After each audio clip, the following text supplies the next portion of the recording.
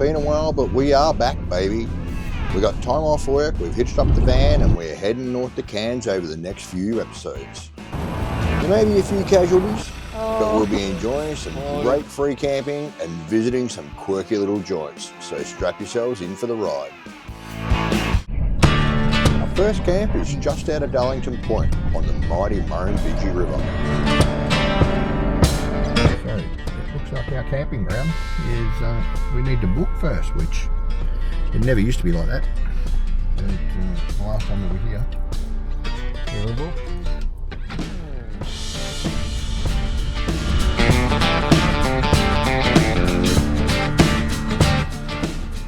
Big black snake.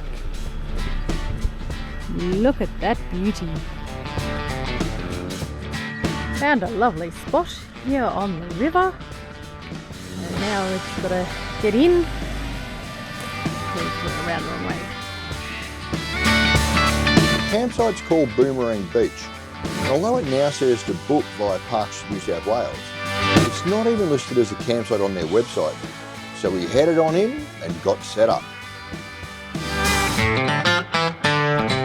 Let's just check and see whether we're level. Oh, look! It's level as. Good job. Yeah.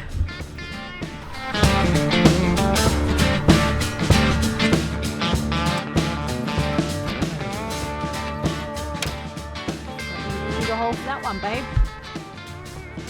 Right there, setting up his Starlink. Work it out. It's the first time we've actually taken our Starlink out on the road with us. With the setup all done, it was time to sit back and enjoy our first night on the road. What a spot to kick off the trip.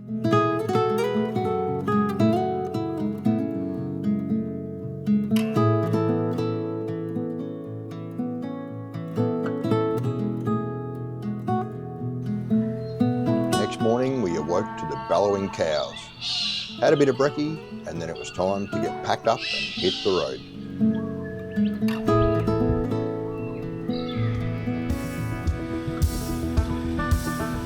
The next few days are predominantly one-night stops. There's not a tight schedule to get to Cairns, but we're trying to fit in a little sightseeing along the way.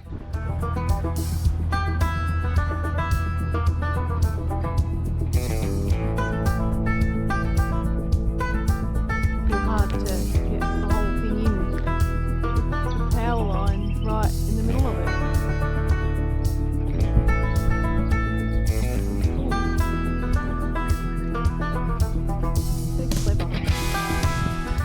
So I bought these Oricom tyre pressure monitoring system, which, because we didn't have one, and of course on our van and not even on the car, whilst the car has been a Ranger, with mine only tells you if a tyre has gone down.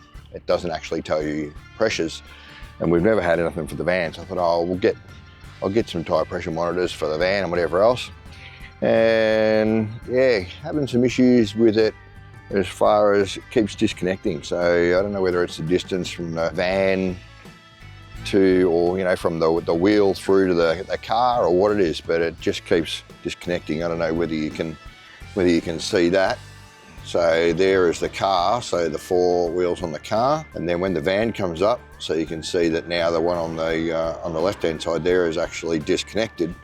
But that's twice now it's happened. So yeah, so I'm just going to take it off and then put it back on again, see whether it reconnects, and I'm going to leave this in the car to see whether it actually does reconnect. So yeah, at least it's still there. I thought it might have fallen off. So yeah, I'll just try this, put this back in the car, mount it up on there. Quite a good little unit, like I was pretty happy with the size of it and all the rest of it, but you know, realistically, if it keeps disconnecting, sorry about the cockies if you can hear them, or the corrallers. I'm just gonna unwind, take this one off. I don't know whether anyone else has got these. So ours is the TPS 10 and the 10.6 So, yeah, for some reason this one keeps disconnecting. If anyone's got any ideas, I know that there's a booster you can get apparently, but yeah, so I don't know whether I've got to look at getting that or what it is, but it's no good having tyre pressure monitoring system if it keeps disconnecting and doesn't give you live readouts as you're driving. All right, let's see what this thing's doing in here. Okay. All right, so there it is on there. All right, so it's reconnected. So that's a good thing. And it's in the car. So I guess it must be working, but not much good if it keeps disconnecting all the time. So Tam's gone down for coffee because we haven't had a half decent coffee. So we're in Hillston. Somewhere down here there's a swing bridge as well.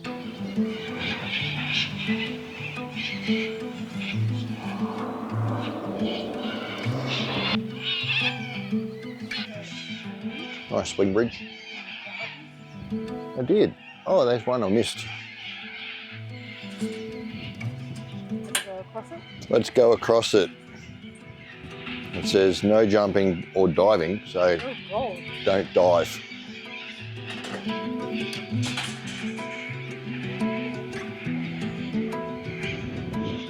A what? Doesn't it? No, it's pretty solid.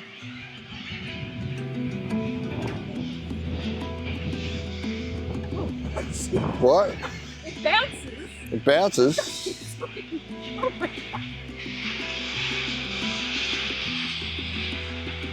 Bloody Corrales. Look at them. My God.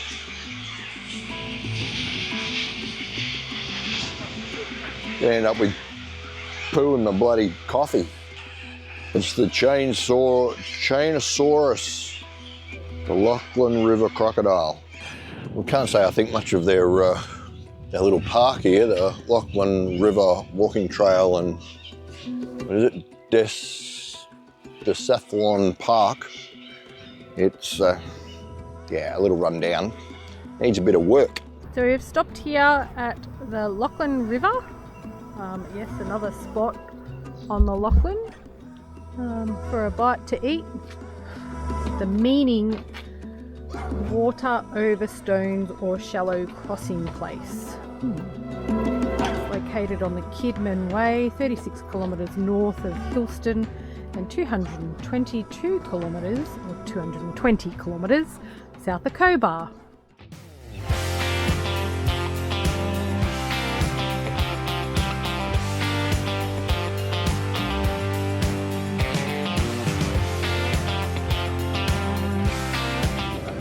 But there's some stuff in Cobar to do. There's a place called the Cobar Sandshell. Yeah. Which is a bit weird. Why? Is that what you read? Well, you've got to go to the visitor's centre or something to get the key, and you've got to pay, I think it's $150 deposit for the key, and then you get that back when you take the key back. But apparently it's... What is it, haunted or something? I don't know. Reports are that it's a bit run down and looks pretty shitty. But it's supposed to be pretty good. You go in there and there's music playing and it's built in an old tank or something. Sort of sense. Run like an old man and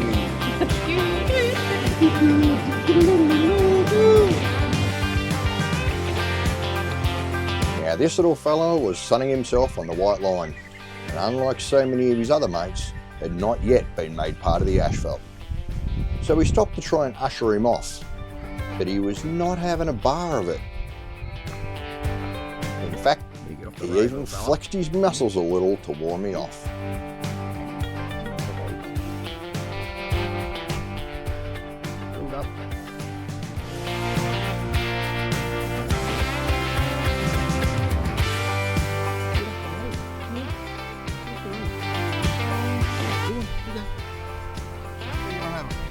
We've been watching these little dragons, frilled-neck lizards for a while on the road and just been waiting to get a chance to pull over and film one. And he wasn't going to move. He was pretty determined to stay. And he was pretty angry. He was quite happy to sit on that line.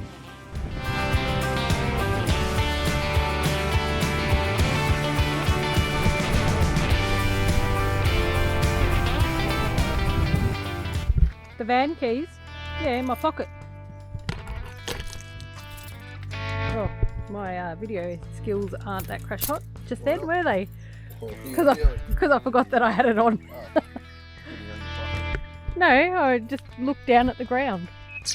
This is our little spot for the night. Not bad. Not packed. Very big and wide and open. We were keen to get unhitched and then head up to the Fort Burkhill Lookout, which overlooks the new Cobar open cut gold mine, which was first dug in the late 1890s. You can even see the quartz vein that forms part of the Great Chesney Fault, and the tunnels beside the vein are the remnants of tunnels dug by miners in the late 1800s. The pit as it stands is 150 metres deep, 200 metres wide and 380 metres long, with underground mining still taking place in the tunnel you can see at the bottom.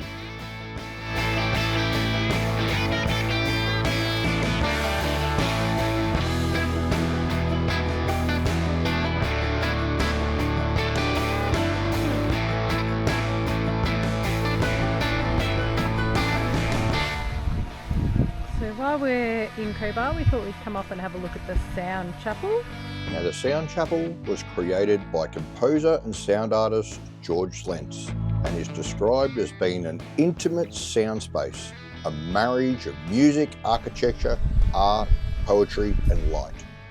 Unfortunately, we were a little late to get the key, but we're amazed by the mysterious ambient sounds emitting from this bizarre structure, ranging from intense sound to virtually complete silence.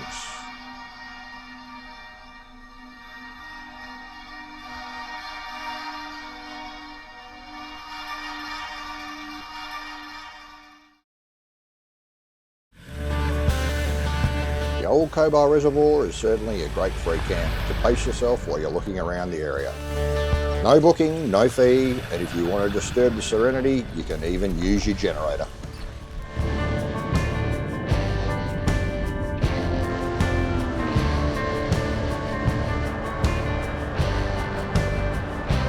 A bit of a change of plans this morning.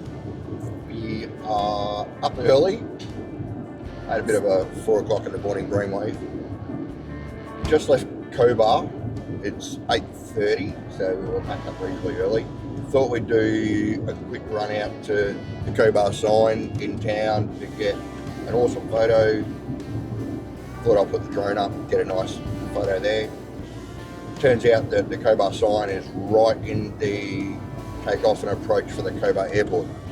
They can't fly the drone there. So, bugger. So I thought, oh, well, that's right. We'll line up, get the tripod out. We were the only ones there. Set up the photo. Just as I'm getting the tripod ready, about 4 other cars turn up and they couldn't wait. So they literally parked 6 feet from the back of our van. And we're parked in front of the sign, ready to go. 6 foot, like that close. Yeah, they all came in, reversed their trucks in, and lined up for their photo. Couldn't wait until we get ours done. So fair dinkum, like would have taken 5 minutes, people. Anyhow, so we put them to work and got them to take our photos. So this is it. So anyhow, so we're on the road early. So we were going to push all the way through to Wyandra today, which is about a push of about 520 clicks. But this morning at about 4 AM, had a bit of a brainwave, looking at the map and found a national park just short of Burke that looks like it'd be good to go and have a look at. There's some Aboriginal paintings and stuff. It's the Gunder National Park, but it's going to add about 20 k's in, 20 k's back out, dirt road, and so yeah, add about 40 k's overall to our trip. So we're going to go in there, we're going to have a look, and instead of pushing through to Wyandra, we're actually going to gravel pit it tonight.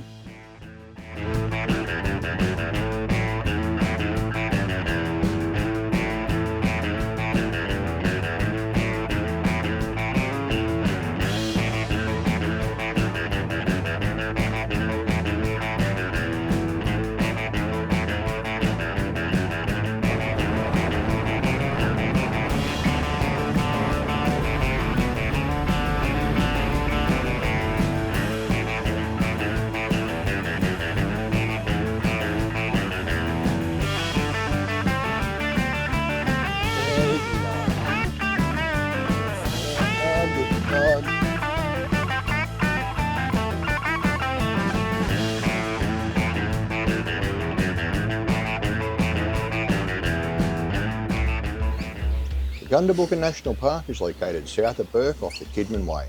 It offers camping, shearers' quarters accommodation and a picnic area. The highlight of our quick visit though was certainly the Mulgowan Aboriginal Art Site. Nice little set of steps.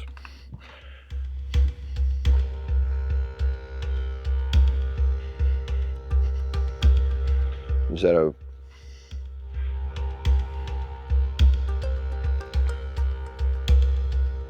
kind of a little serpent?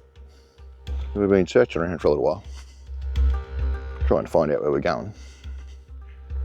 What we did miss was that there's actually, if you follow the rock, the worn rocks, up here there's another little tag, similar to what we had before. It's definitely a path. Now, wasn't earlier. I'm tipping we're nearly here. There's two bunch of goats down there having a bit of a play. Look, here's some baby goats.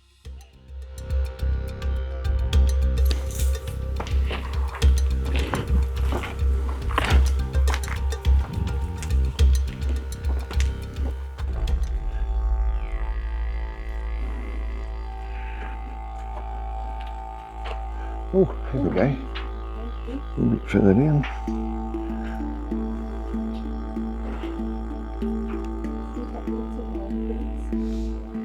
Yes.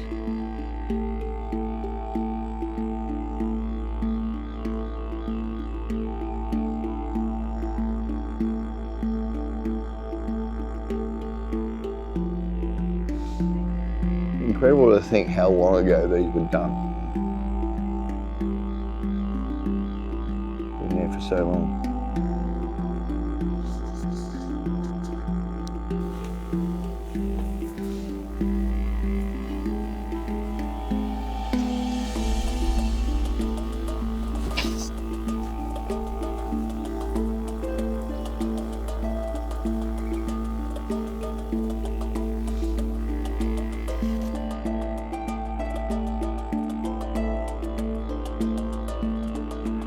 Well, that's amazing. Track back. Well, we saw the goats. We did see the goats. Oh, whoops. There was no vehicle access. It doesn't say you can't walk there. It doesn't say distance, and it doesn't say to follow the little white triangles. Triangle? I thought they were squares. They were like arrows. Triangles upwards, like up and down, like that. They weren't Okay. squares. Sure? Yeah. Okay. So, I'll just put a shot in there of the things we were following. They're not squares. Not squares? Only that big green Not box was, squares. Okay. They were little triangles. They look like Okay. that, like teepees. Teepees? Yeah. Okay, we were following the teepees. So a bit of an update on the tyre pressure monitors. At the moment, useless. Absolutely useless. So, again, they've disconnected. So, nothing on the screen in the car.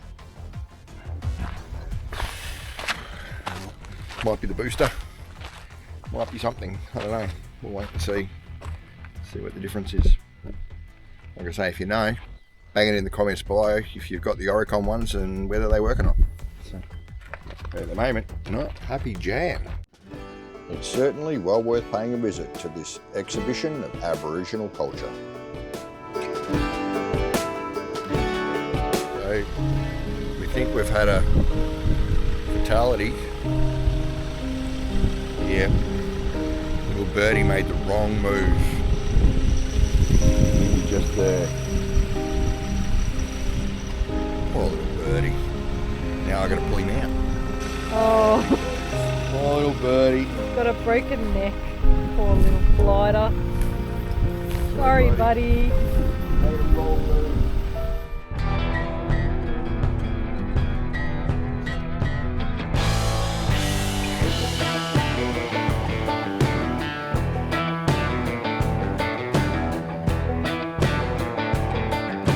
Stopped for the night in a gravel pit. 8 minutes past 4. Feel like we've been driving all day, which pretty much we have. We left at 8:30 in the morning. This spot is known on Wikicamps as the Tuan Old Quarry. It lies south of Callumalla and is tucked in far enough off the road to not be seen from the highway. It certainly provided the perfect overnight stop for us.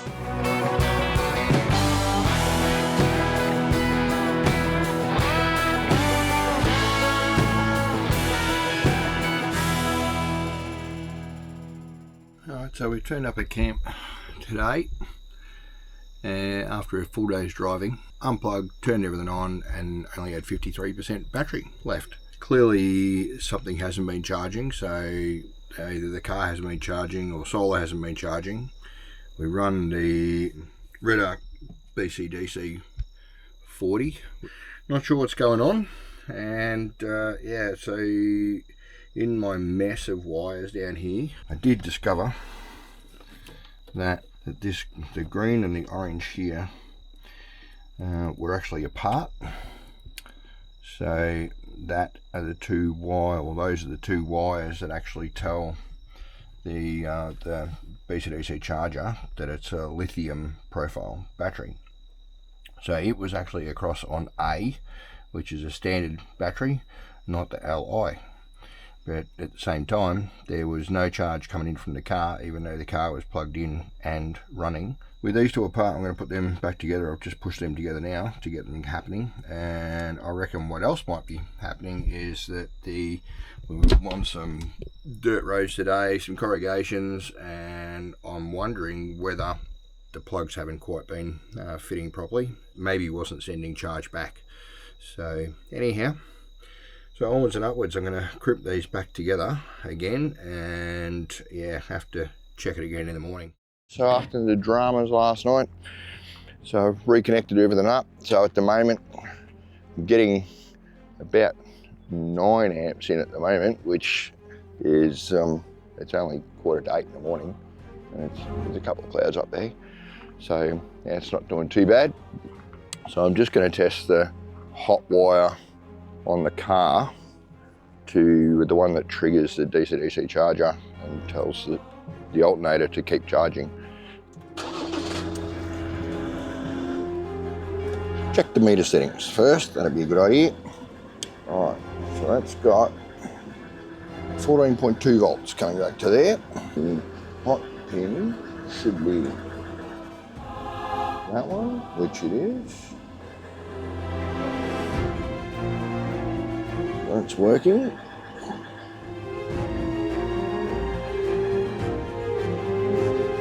That's working, so everything is good to there. Okay, so 14.15. So that's exactly the same as what's at the car. So that means that our trigger wire is working. Now, can you go and plug the Anderson plug into the car for me? So we've now got car charging, solar charging, and on here we've now got 39.84 amps going in. So that's right, that's what it should be doing. Yes, that is good. Excellent. All right, so hopefully We fixed the issue.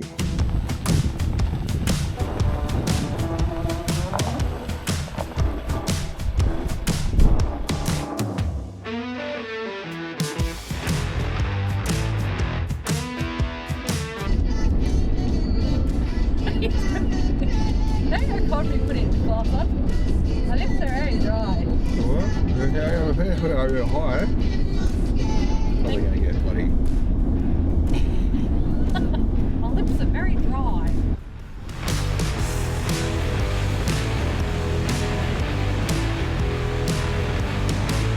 We're in Colomarla, just having a bit of a look around. It used to be, oh, I reckon that's an old pub. Trappers Inn, built in 1880. Named the Railway Hotel. It was understood that the railway line would terminate in this section of the town.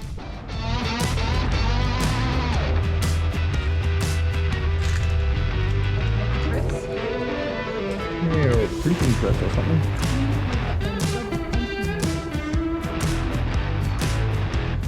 Up the seats, isn't it?